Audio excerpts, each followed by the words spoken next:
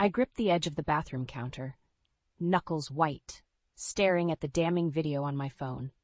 My heart pounded as I watched Caleb viciously strike our son Ethan again and again, the sickening sounds of his fists hitting flesh echoing off the tiled walls.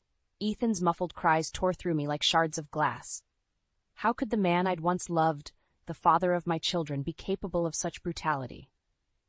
I barely recognized Caleb in that moment. Gone was the polished, successful businessman who charmed everyone he met with his easy smile and impeccable manners. This raging monster, disfigured by hate, was his true self, the one he worked so hard to conceal behind closed doors. My hands shook as tears blurred my vision. "Mommy?" I spun around to see Ella standing in the doorway, her stuffed bunny dangling from one hand. Her big brown eyes were wide with fear at the commotion. "It's okay, baby." I forced a reassuring smile and scooped her up, hugging her tightly. "Mommy just stubbed her toe really hard."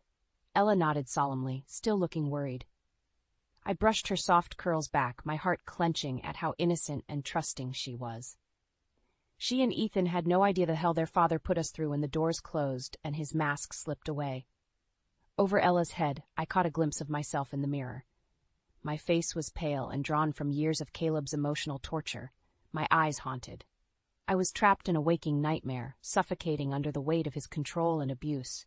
But seeing that horrific video was the breaking point. I couldn't let him keep hurting my babies. Not anymore. I held Ella close, determination replacing my fear. "We're gonna be okay," I whispered fiercely. "I promise." I first met Caleb at a charity gala downtown. He looked like he'd stepped right out of a GQ magazine. Impeccably tailored tuxedo, thick chestnut hair perfectly coiffed, that disarming smile. When our eyes met across the crowded ballroom, I felt an electric pull toward him. "Vivian, right?" His deep voice caressed my name as he approached. "I'm Caleb. I've been looking forward to meeting you." We talked for hours, his intense gaze never leaving my face.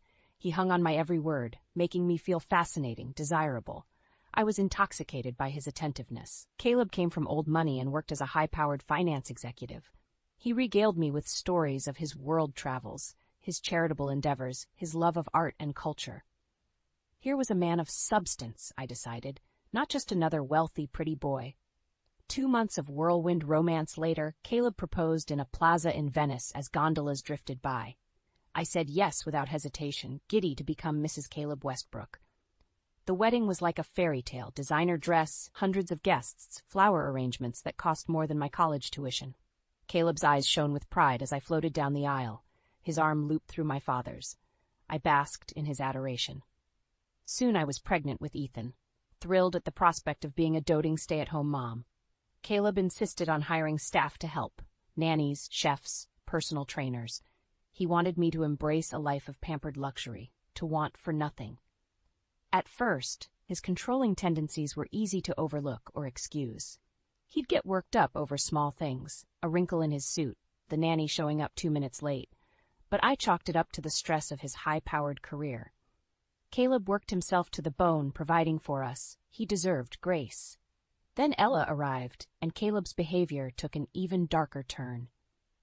"You call this a properly set table?" He sneered at our housekeeper, sweeping the plates and silverware onto the floor with one violent motion. "Do I have to do everything myself?" The poor woman fled in tears as Caleb turned his glare on me. "This is unacceptable, Vivian. I expect a certain standard in this household." I flinched, arms tightening around Ella. I'm sorry, it won't happen again." "You're damn right it won't." His voice was low, dangerous, because if I see one more mistake, you'll regret it. From that day on, I walked on eggshells around Caleb, never knowing what would set off his hair-trigger temper. The slightest perceived infraction could prompt a tirade of verbal abuse. "This pot roast is dry and flavorless. Are you trying to poison us?" He shoved his plate away violently, completely inedible. I stared at my feet, cheeks burning with shame. "I'm sorry, I'll make something else right away. Don't bother." Caleb's lip curled in disgust. "I'll have Maria prepare my meal from now on. At least she can follow basic cooking instructions." Tears pricked my eyes as our housekeeper Maria rushed to make Caleb a new dinner. I felt like a failure as a wife and mother. Caleb scrutinized my every move, from how I dressed and did my hair, to my interactions with the children. Ethan and Ella walked on eggshells too, terrified of provoking his wrath. "Sit up straight and stop fidgeting," Caleb barked at Ethan over Sunday brunch. "A Westbrook man has poise and confidence." Ethan froze mid-squirm, back ramrod straight. At 8 years old, he understood the consequences of defying his father. If I dared voice any objections to Caleb's unreasonable demands, I was swiftly shut down. "Who puts food on this table and keeps a roof over your head?" he snarled, towering over me. "You're damn lucky to have me." His words reinforced my utter financial dependence on him. I had no income, no assets in my name. Caleb controlled every penny. I was trapped. Caleb also cut me off from my family and friends, insisting they were a bad influence. I went months, even years, without seeing my sister Dana or parents. My world shrank to the confines of our mansion, a gilded prison. The breaking point came when Caleb flew into a rage over Ella's kindergarten artwork, a simple finger painting of flowers. "She has no talent, no potential," he scoffed, crumpling it into a ball and tossing it at her feet. "I won't allow her to waste time on frivolous pursuits." Ella dissolved into heartbroken sobs, and something inside me finally snapped. I gathered her and Ethan into my arms, shielding them from Caleb's cruelty. "That's enough," I cried, voice shaking with a mixture of fear and defiance. "They're just children, Caleb. Back off and leave them alone." His eyes widened in disbelief, then narrowed to slits of cold fury. Before I could blink, his hand streaked across my face with stinging force. "How dare you talk back to me," he hissed, grabbing a fistful of my hair. "I'll teach you some respect, you ungrateful." That night, as Caleb slept off his drunken rage, I crept into Ethan and Ella's rooms and gently roused them. "Pack a small bag," very quietly, I whispered urgently. "Just a few clothes and special toys. We're going on a little trip." They blinked at me with wide, trusting eyes, but didn't question my instructions. Ethan helped Ella gather her favorite stuffed animals while I threw some essentials into a duffel bag. My heart hammered in my chest as I grabbed my phone and called Dana for the first time in over a year. She answered on the third ring, voice thick with sleep. "Viv? What's wrong? Are you okay?" "No," I choked out, finally allowing the tears to flow. "It's Caleb. He hits me, Dana. He hits the kids too." There was a sharp intake of breath. "Oh my God, I knew that bastard was trouble. I just knew it." "Where are you?" "Still at home, but I can't stay. Not after tonight." I glanced over at Ethan and Ella, curled together on the couch, clutching their meager belongings. "We need to get out before he wakes up." "Absolutely. You come here right now. I'll leave the front door unlocked. Get in your car and drive straight here, you hear me?" Relief washed over me, knowing my big sister had my back like always. "Thank you. I'll be there as soon as I can." After ending the call, I gathered the kids and crept down the stairs, keeping an eye out for any signs of Caleb stirring. I hurried them out the front door and into the waiting car, throwing their bags into the trunk. Ethan looked up at me with red-rimmed eyes as I started the engine. "Is Daddy going to be mad we're leaving?" My chest tightened, hating that my babies had to know such fear. "No, honey. We're just going to stay with Auntie Dana for a little while, that's all." It was a little white lie to protect them. The truth was, I didn't know if we'd ever be coming back here again.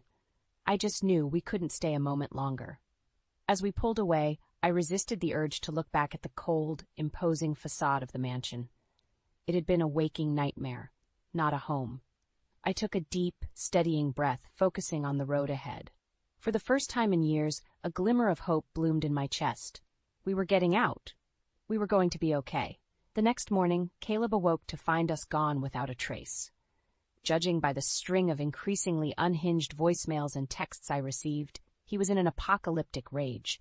His messages swung wildly between vicious threats and pleading for me to come back home so he could make things right. I deleted every one without responding. There was no going back, not this time. I was done with Caleb's mind games and empty promises to change.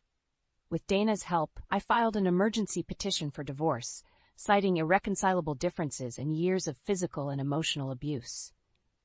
The judge granted a temporary restraining order against Caleb, prohibiting him from going anywhere near me, the kids, or Dana's house.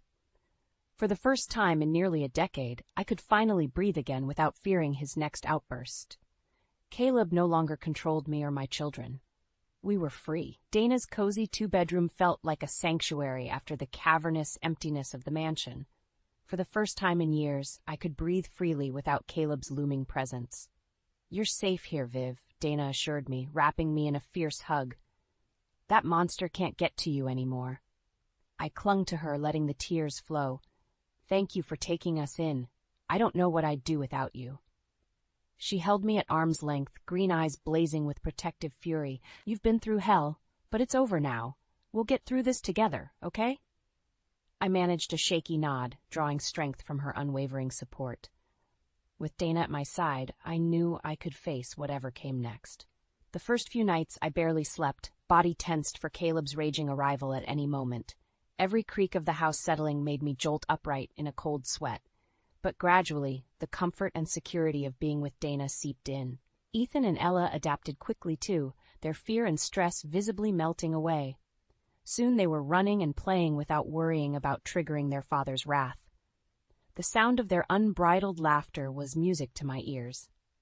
About a week after our arrival, Dana and I were having coffee at her kitchen table when my phone rang with a number I didn't recognize. I frowned but still answered cautiously. "This is she. You ungrateful little bitch." Caleb's voice exploded in my ear, making me flinch. "You think you can just walk out on me? Take my kids?" Dana's head snapped up, eyes narrowing at the venom in his tone. I gripped the phone tighter, mustering my courage. "It's over, Caleb. I've filed for divorce, and there's a restraining order against you. Don't come near us again." He let out a bark of malicious laughter. "A piece of paper won't stop me, Vivian. You're my wife. Those are my children. You'll be crawling back soon enough, begging for forgiveness." "I'll never go back to you." I shot back, anger emboldening me. "Not after what you did to Ethan. I saw the video, you sick fuck." There was a charged pause before he responded, voice low and menacing. "So that's how you want to play it? Fine, but you'll regret turning against me. This isn't over, not by a long shot." The line went dead as he hung up. I stared at the phone, hands trembling. Dana reached across the table, gripping my arm firmly. "Don't let him rattle you, Viv. That's what he wants. We'll fight this asshole and we'll win." I squared my shoulders, feeding off her strength and certainty. For the first time in a long time, I let myself feel hopeful about our future, a future without Caleb's cruelty poisoning every aspect of our lives. No more walking on eggshells. No more fear and intimidation tactics. Just me, my kids, and the freedom to live our lives on our own terms without his abuse holding us back. Caleb could make all the empty threats he wanted. I was done being a victim. From now on, I'd be the one dictating how this story ended. Despite the restraining order, Caleb wasn't deterred from trying to regain control. A few days after his threatening phone call, I was putting the kids down for their afternoon nap when the doorbell rang incessantly. "I'll get it," Dana called out, heading for the front door.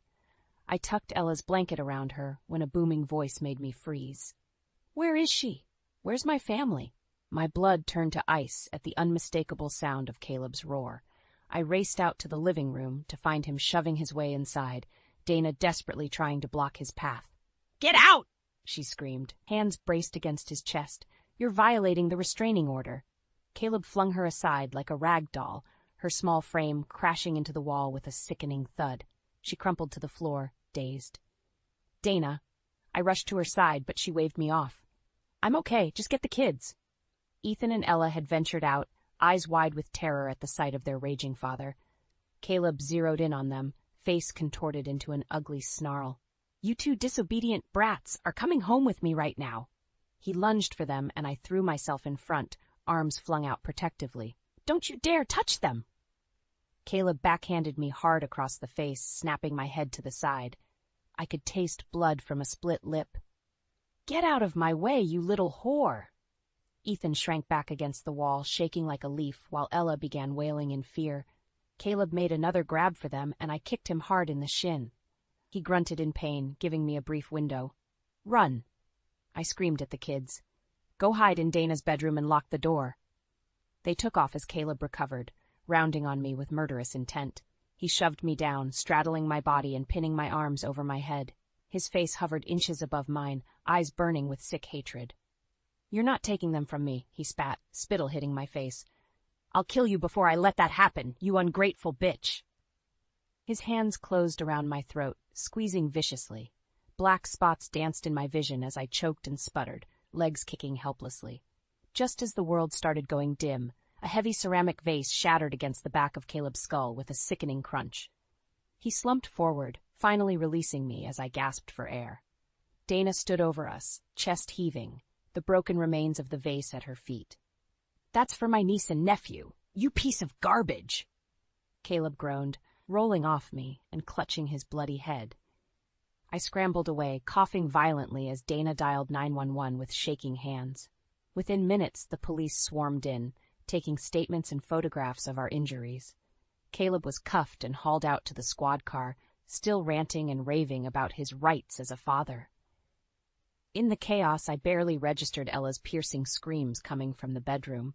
I rushed in to find her cradling her rag doll, eyes squeezed shut as blood poured from a gash above her eye. She must have been struck by shrapnel from the vase. White-hot rage blazed through me, burning away any lingering fear of Caleb's retaliation. He had just crossed a line from which there could be no return. From that moment on, I knew there would be no more running, no more hiding, only the total and complete obliteration of Caleb's depraved existence as we knew it. He would pay dearly for ever laying a hand on my babies. Whatever it took, I vowed to utterly destroy him. After Caleb's violent attack, Dana and I knew we couldn't just sit back and wait for his next move. We had to take him down first, permanently and ruthlessly. No more playing defense. "That deranged psychopath isn't going to stop until he's destroyed us all," Dana said grimly as we pored over the evidence, photos of our injuries, the restraining order violation, everything. "We have to hit him from every angle until he has nothing left." I nodded, jaw clenched with grim determination. Any remnants of the meek, cowering woman I'd been under reign of terror were gone. In her place was a merciless force, driven by icy focus and the overwhelming need to protect my children at all costs. "You're right. It's time to go scorched earth on that bastard's entire life." We spent weeks meticulously strategizing, burning the midnight oil to amass an airtight case against Caleb. Dana's law enforcement contacts helped dig up records of his abusive behavior going back years, police reports from exes, former employees' harassment claims, the whole sordid history. I also unearthed evidence of shady business dealings and tax evasion at Caleb's firm.